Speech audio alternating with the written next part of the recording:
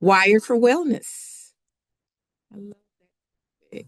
So what does it mean to be a work site that is wired for wellness? I'm talking, so think about a workplace that is designed, crafted, or whatever, re-engineered to be a space that makes it easy for people to engage in their healthy goals, whatever their goals are, whatever their aim is, whatever your aim is.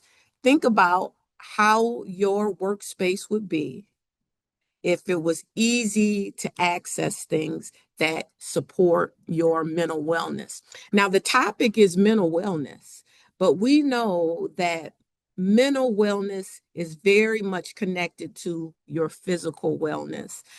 So, we'll be talking about some things that we do physically that can help us mentally. And my group in here, I have a broadcasting team. We're broadcasting from East Lansing, Mesa headquarters. We're just down the street from MSU.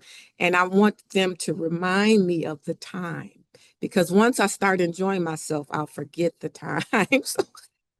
So let's talk about this. So the three pillars: mental, physical, and social. Those are the three concepts. So if you walk away from this session with those three pillars in mind, you can easily just take a concept from each one and build a work site that supports mental wellness.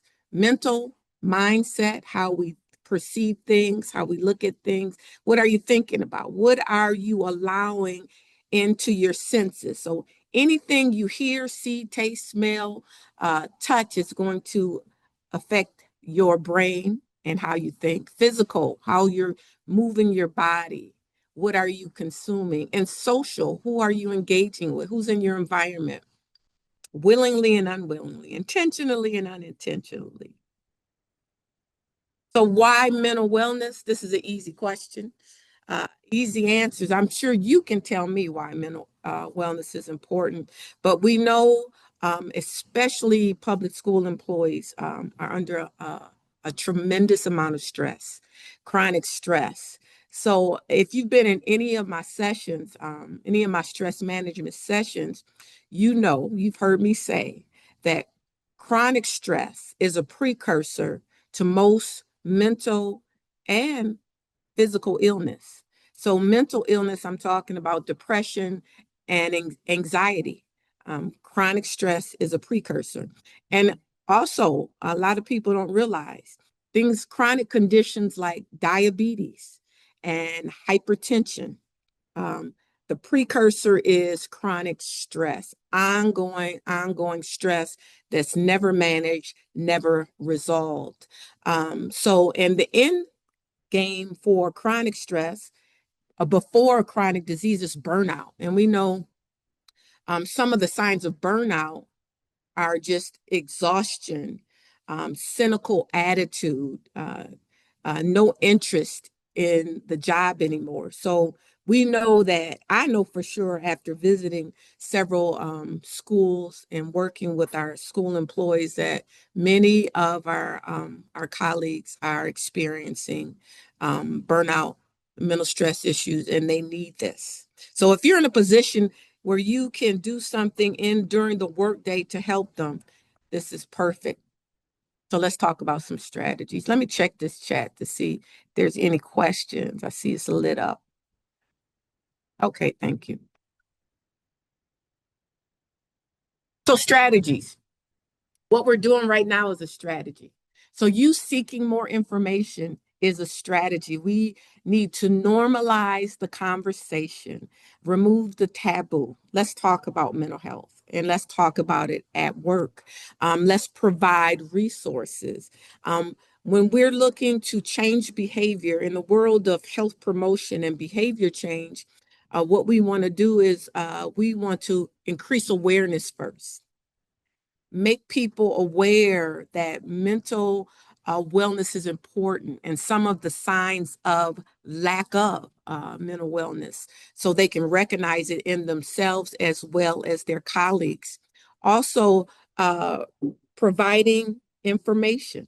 getting informed like you're doing right now, attending sessions, educational sessions, webinars, especially when they're offered at work. They could be a part of the professional development day. And I believe that's some of the requirements for districts is to provide social emotional education.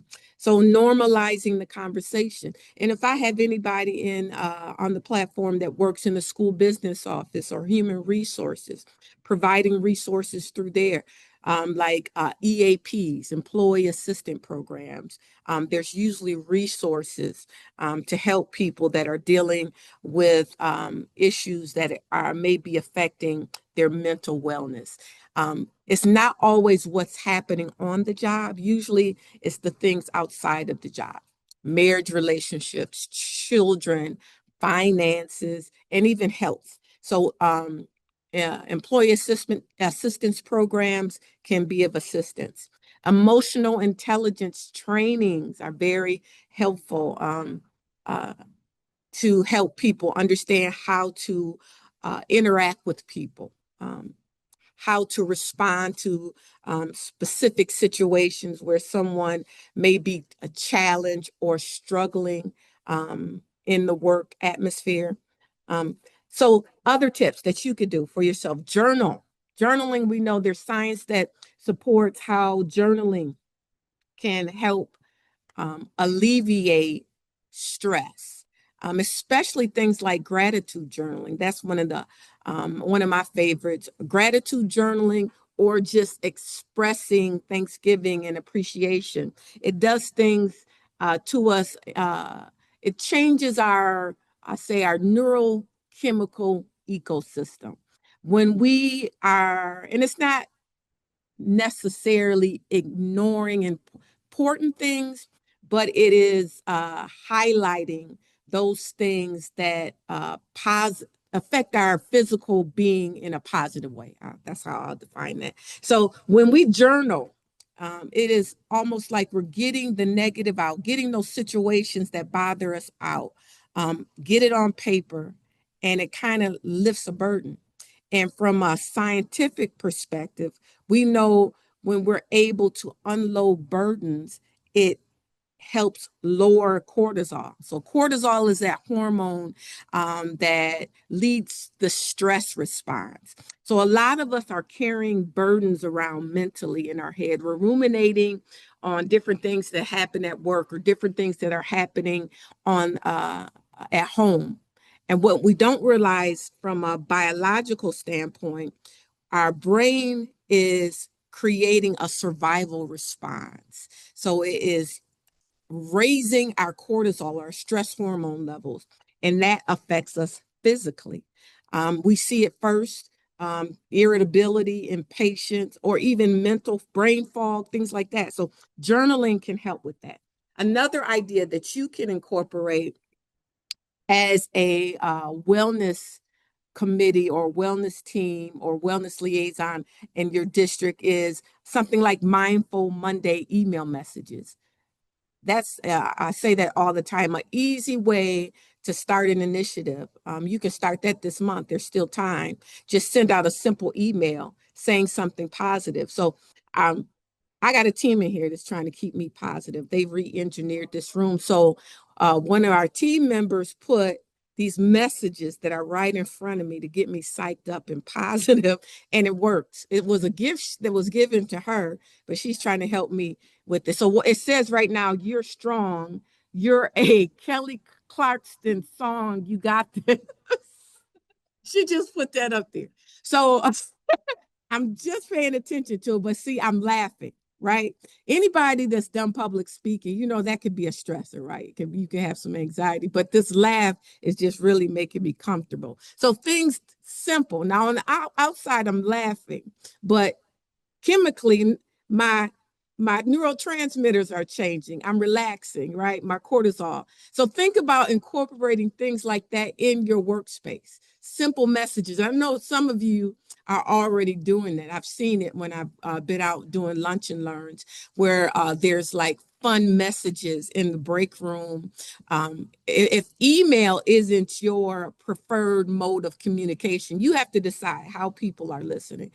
You can easily do it in the break room, put up happy messages in the office where people are sitting, and it really works. It seems like, oh, that's nothing big, but it really works. It changes the atmosphere. Gratitude, appreciation, like I said, my favorite.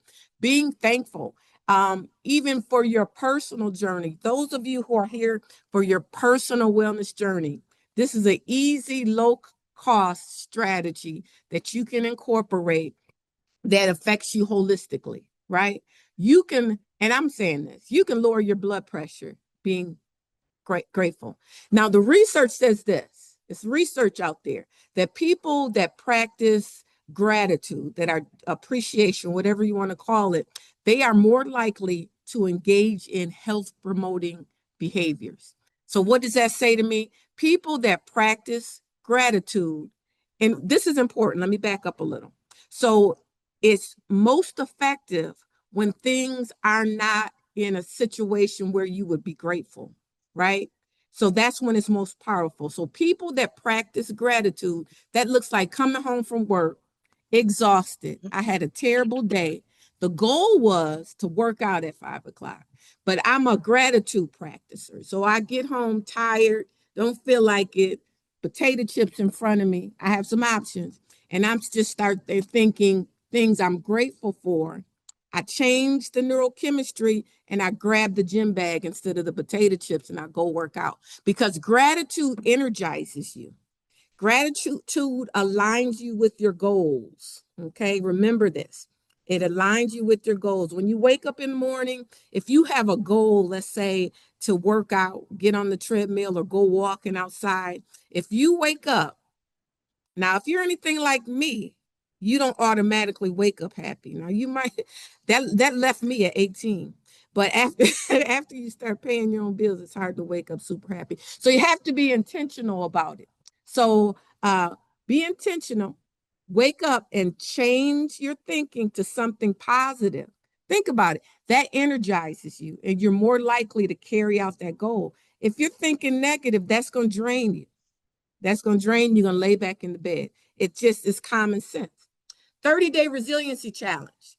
Now you can go, I'm going to tell you a little bit about my stress tools as we go through this PowerPoint, but resiliency is helping you bounce back when you go through difficult times. So you can do a mental resiliency challenge. You can borrow some information from one of our resources, My Stress Tools, or building physical resiliency. Mindful meditation sessions. I know some of you have that going right now in your districts. Those that don't, think about it. Now, this is key too. You probably have some people in your district that are mindfulness coaches. A lot of people went through a training and they're able to provide the coaching or provide the setting for mindfulness. And they might be looking for a space or opportunity to share their skill. We had something like that here at our headquarters. We have a mindfulness practitioner that works here in IT. And what we did during the noonday, 1 or 2 days a week, we provided a space where people could come in a lower level conference room and practice mindfulness, learn about mindfulness. So that is something you can add to your workspace. Let's talk about physical wellness because we know physical wellness directly affects mental wellness. Whatever we do with our body affects our brain, affects our mental wellness. Everything's connected. There's nothing separated. Our bodies work holistically. Some of our barriers, right? Sedentary routines, right? Sitting too long, too often. I know those of you who work in elementary schools may not have that issue. You have to assess your situation, but our bodies are built to move, and we do better when we move. Limited time. Time is limited. You're at work 8, 10, 12 hours, right? Because you're volunteering after school. You're lending all your time, and we appreciate what you're doing for our children. But when you get off work and done with all the assignments, it's exhausting. And there's limited time because now you have your family. And unhealthy convenience, that's affecting all of us. We have access to ultra processed foods. It's more convenient to sit. I can take the elevator easier than I can find the stairs. It's just unhealthy convenience. I like how they term that. Because who wouldn't take the most convenient route? So we have to be intentional about this wellness thing. So some strategies. I want you to think about some strategies too. And if you're doing something, share it in the chat. Something I'm not mentioning, I need you to share it. Share what you're doing. Walking meetings, if possible. Um, that's a strategy that's been going on for a while. Moving a meeting. So you're walking, and it usually, I'm thinking it's a meeting that is not too intense, something that you can still be productive and walk, get some exercise, if not even walking, a meeting outside, getting sunshine. So we're capturing some vitamin D. And in Michigan, anytime we can get sunshine and nice weather, we need to take advantage of it. That just shifts the mood right there. And a lot of where our mood is and our perception of things affects us mentally. So we can easily, if you're in a position that you can dictate where meetings are held, make that change. Stretch breaks, again, taking an opportunity personally. If you're in a office setting and you are sitting most of the time, take an opportunity to move your body, stand and stretch. Okay, you're contributing to good circulation. You're contributing to getting more oxygen and circulation to the brain. So you're contributing to clear thinking, less brain fog. And I know for me, whenever I feel more circulation, I feel more inspired. I feel more focused. I feel more ready to do things. Encourage energy management. What does that mean to you? Encourage energy management. Encourage rest breaks. Okay. Don't always push yourself and not think about rest or reset, just sitting in silence, perhaps briefly, if you feel overwhelmed. So, what's required whenever we're talking about management, personally, what's required is mindfulness of self. You have to have some self discernment, self awareness.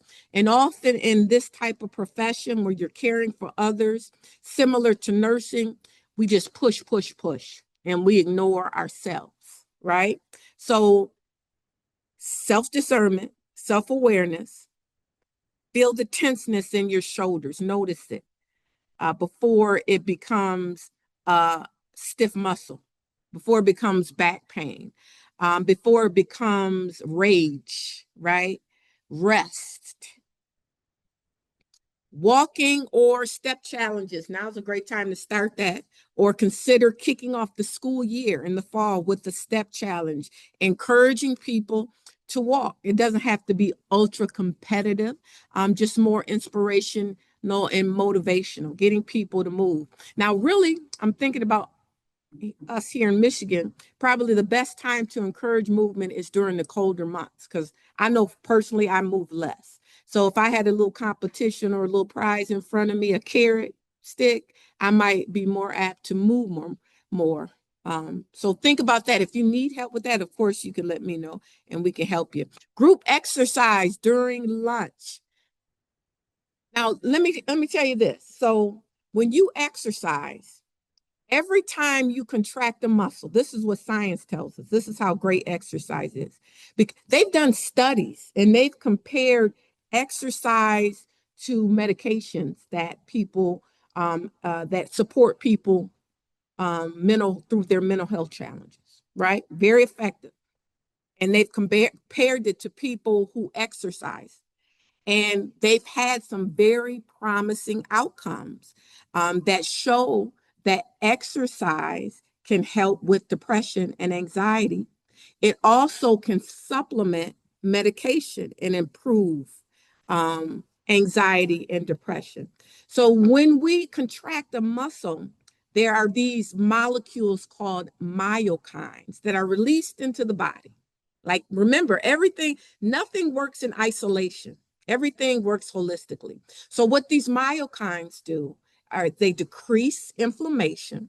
We know that there's research that supports that some depressions are caused by systemic inflammation.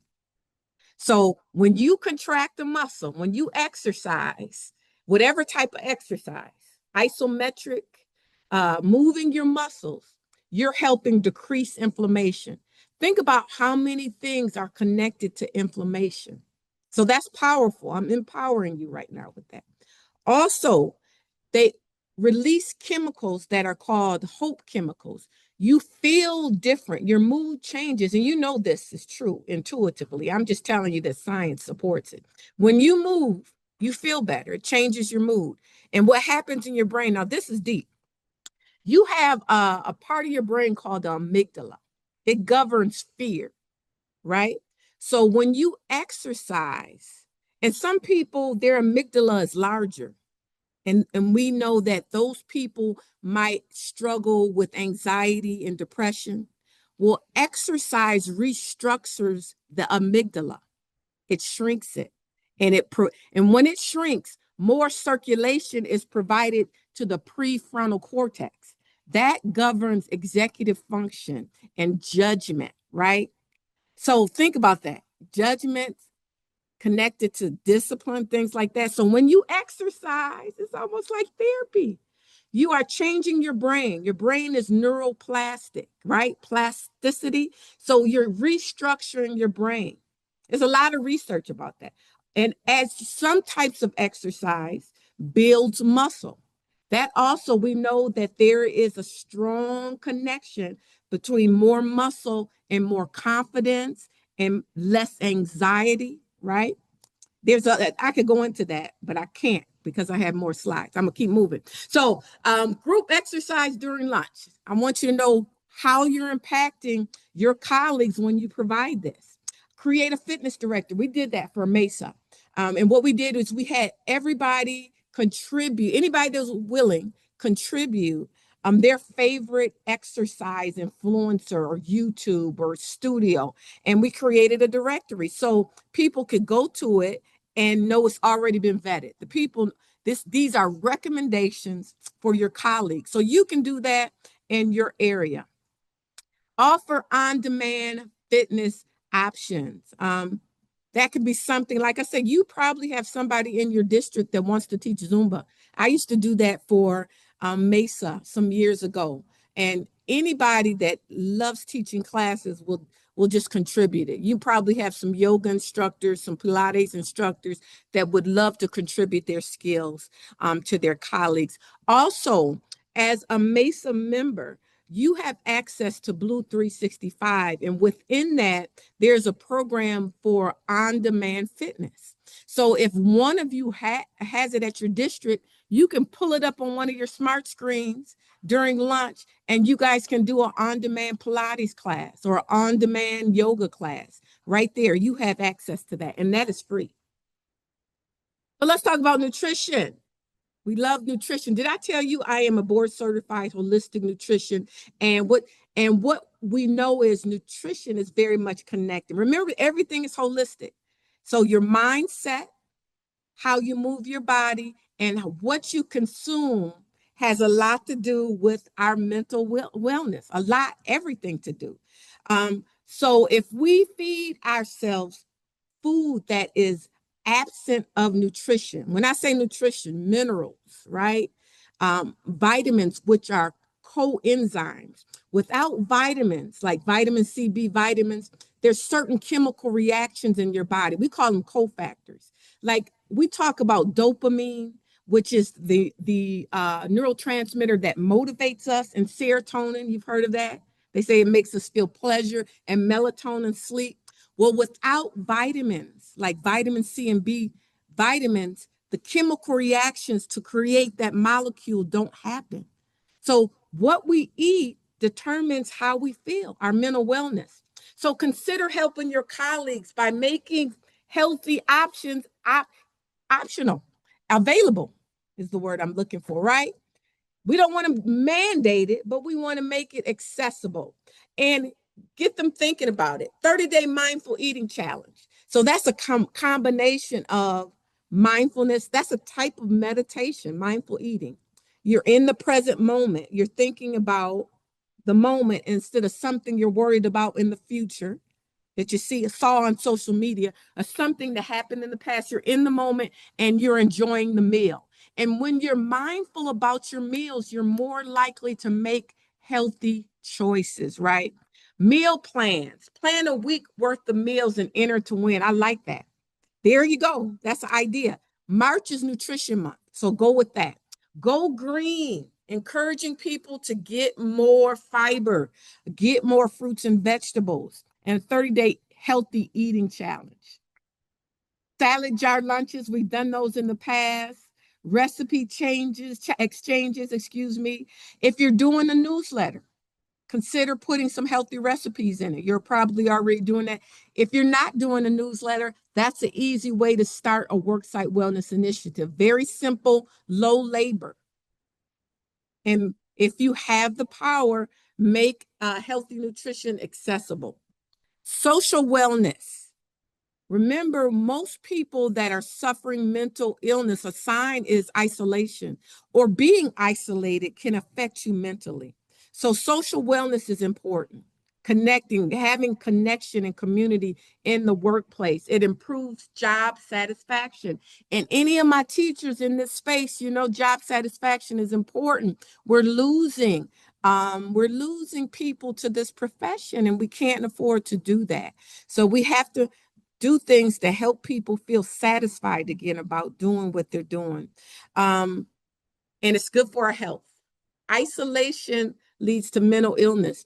And I know sometimes I isolate myself and just eat potato chips and crackers. No, I'm just playing, but often isolation leads to unhealthy behavior as well. It's that group effect that helps us. And we don't feel like it, but sometimes we have to just be intentional about it. Some strategies, challenges, competitions. I know school employees love to compete. Melissa, you guys love to compete out there in Warren. And you can create challenges that are not so competitive that people are intimidated by it too. You can make it very accessible and all inclusive, you know, prizes for those first 10 people that register, prizes for those people that stay the 4 weeks and compete. You can make different levels. Celebrate wins and inclusive culture, right? Mentorship is a good way to help people feel a part of the community, and eliminating stigma, like we do with mental wellness, talking about it, making it a conversation, like we're doing with midlife health. We're making menopause a conversation. It removes the stigma. It frees people to feel comfortable and to ask questions, because often if we don't ask questions, we don't get the help we need. Provide access to support. Now, let me tell you how MESA can help you. And this is repeat for some people, but we have a health risk assessment. Those of you who have wall-to-wall MESA at your school district, okay, that means everybody has MESA. A health risk assessment may be helpful in gathering information. Personally, for those people that do the health risk assessment, they can find out their health risk, right? That's the first step in starting your personal wellness journey, right? Is knowing what I'm at risk for. So then I know how to manage my time. What do I need to focus on? I'm at risk for diabetes. I need to focus on nutrition and movement. I'm at risk for heart disease. I need to know my numbers and keep up with it, right? For you as a program planner, it can help you know where to allocate your labor. What's most important in your district? So you get a de-identified report. You don't know any names, but you just know that your district has many people that are at risk for cardiometabolic conditions, heart disease, diabetes. We need to do a walking challenge. We need to start talking about know your numbers. So when you sit at the planning table, you know where to push your effort, right? Wellness interest survey. You can do that with anybody. So from our perspective, Worksite wellness is for your worksite. So people that have MESA and people that don't have MESA, if they're in the environment, they're in the community, we want to help everybody. We want to heighten the wellness for everybody. So health interest survey can start you out, and it can help you survey what people want to do, engage them. If they know they're a part of this project, that their interests are important to you, they're more likely to participate in your activities when you have them. And wellness report card. This is for MESA members who are you employed and using the insurance. So it's a utilization report. So if you want to optimize healthy health plan utilization, you want to encourage people to get physicals and to get health screenings, and you want to have a baseline, the wellness report card can help you kind of quantify what's going on. What percentage of people are getting their mammogram? What percentage of people are getting their colonoscopy, which are free services? And then you'll know if you need to provide more information and education on the importance and encourage people to get those type of services. There is a toolkit if you want to get started. It's on our website. You can download it, mesa.org, as well as an activity calendar to help. You can use this to plan, or you can use it as a way to give it out to people to plan activities. But it's basically for the committee to help them plan. You know your school year calendar, and you can sit down with your committee, sit down with the report from the health risk assessment, the report from the health interest survey, and just start plugging in things each month. And you can grab the national health observances. So we know what is March's, May is mental health month. So mental health month, we're going to bring a school psychologist in to talk mental wellness, things like that. September, we're going to do something on cholesterol. Use those themes that are already out there. Don't try to recreate the wheel.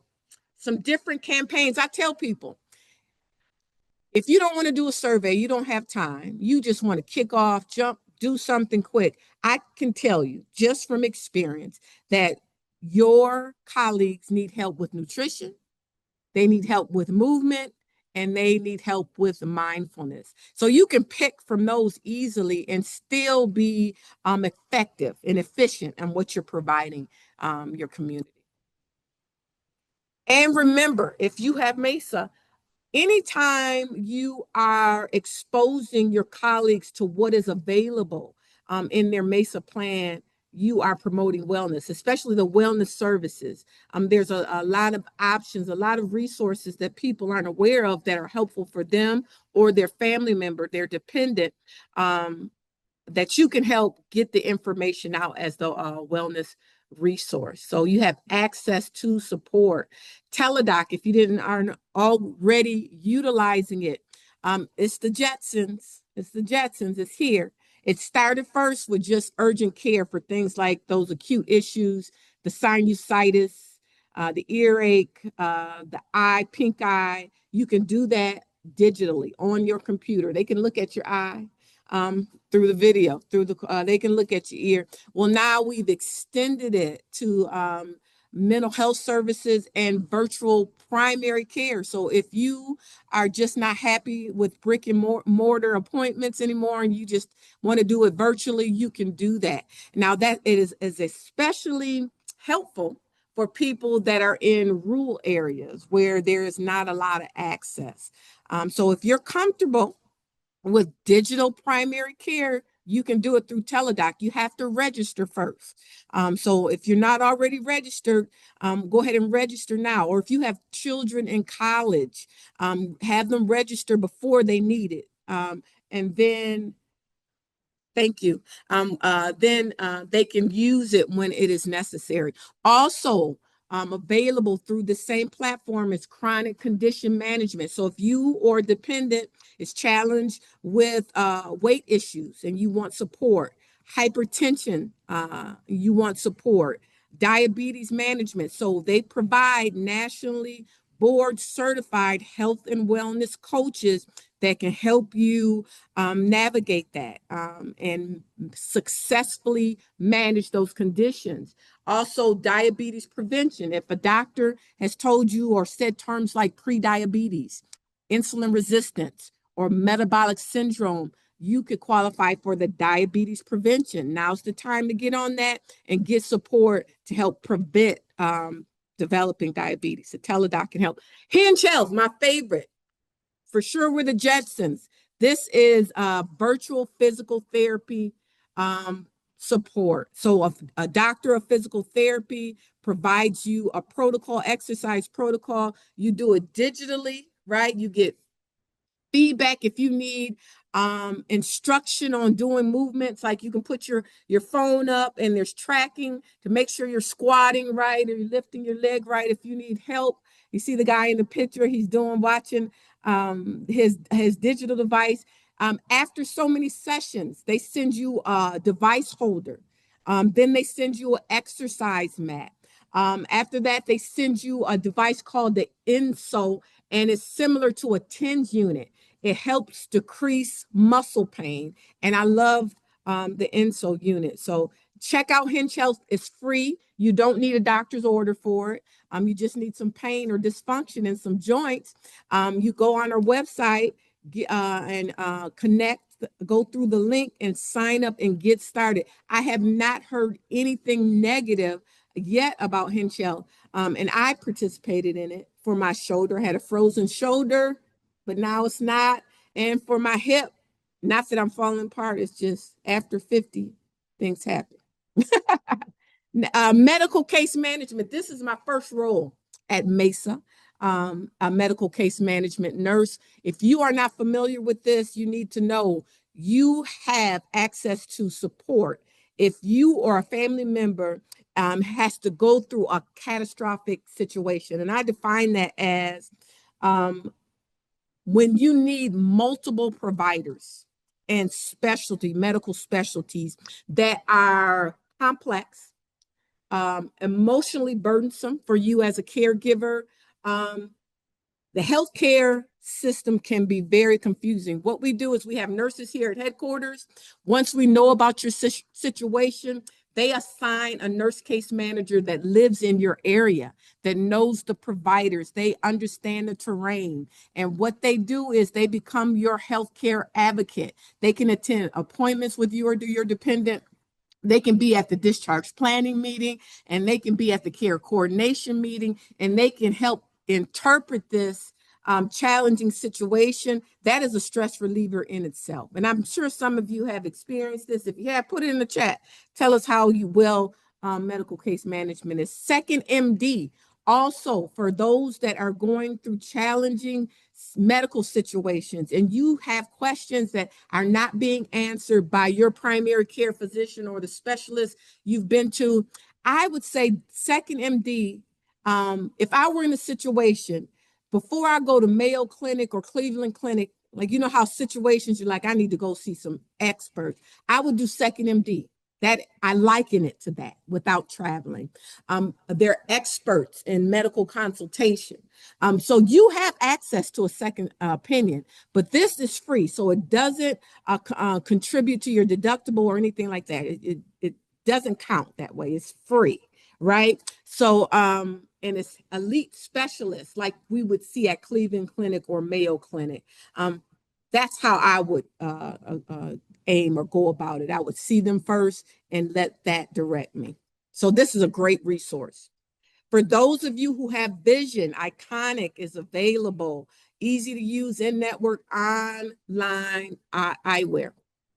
Ovia provides support through all stages of family expansion. So reproductive health, fertility, menopause support, the prenatal period through the trimesters. There's education provided. Sure, you can go out on the internet and do a Google, but here with this app, it's right there. You know you're getting evidence-based research support and information. And of course, you should always go to your OB-GYN first, but this is another resource we want to give you, have you nice and supported through that stage. Mesa cares about your mental well-being, and we have excellent mental health. So, in-network care counselors, and again, telehealth, teledoc is available. My Stress Tools. This is for you in your My Mesa portal. My Stress Tools. It is a suite of physical and mental wellness education.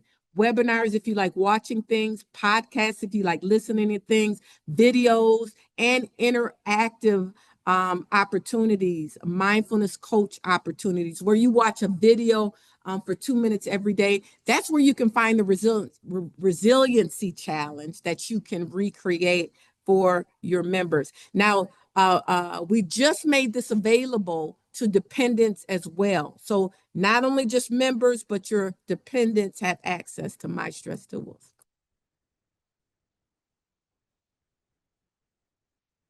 So Teladoc again. Calm Health. We just brought this on. Now, Calm is an app that is available to everybody. Calm Health app is different. So there is a distinction. Similar to Calm, mindfulness videos, sleep support, meditation, but this is specifically for you. When you download this app on your phone, it's going to ask you for a code, and it's a capital BCBSMI, and you have access to all these resources in Calm Health app.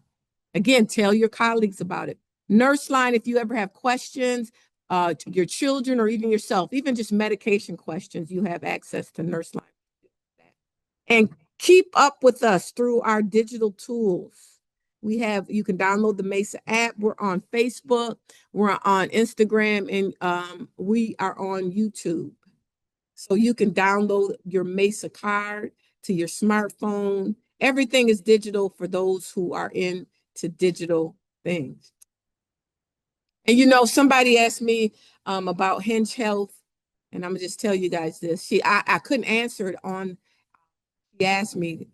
She doesn't carry a smartphone, and she said, "How do I use Hinge Health?" Well, if you let them know, they'll send you a tablet. Just telling you guys. Don't tell nobody else. I'm just. But they will help you. So we're on Facebook, Instagram, YouTube, and LinkedIn. And these are our lovely Mesa field reps. If you ever have questions, they are in your region to support you and help you even navigate Mesa. Get your questions answered quickly, and they are always advocating for you internally. I want you to know that. We are pro member. So we're fighting for you on every angle. And this is the last month for Wellness Pros. If you want to come join me on Zoom on the third Wednesday, 7 a.m. and 4 p.m. and talk worksite wellness ideas or just personal wellness ideas,